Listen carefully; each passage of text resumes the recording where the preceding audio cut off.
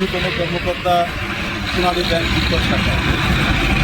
আমি এসেছি বাংলাদেশের অন্যতম সিটি চট্টগ্রাম শহরে। আমি এখানে এসেছি বাংলাদেশ সরকারের একটি অন্যতম স্থাপনা কর্ণফুলী টানেল দেখার জন্য।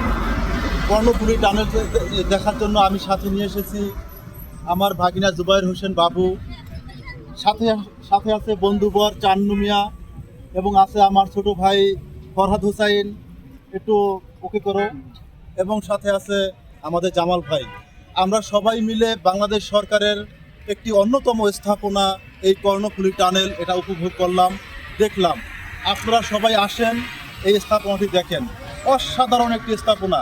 সকলকে আমন্ত্রণ জানিয়ে এখানেই শেষ করছি এবং ধন্যবাদ জানাই আমাদের ডেইলি লাইফস্টাইলের এডিটর, অ্যাডমিন ইউনুস ভাইকে। ধন্যবাদ।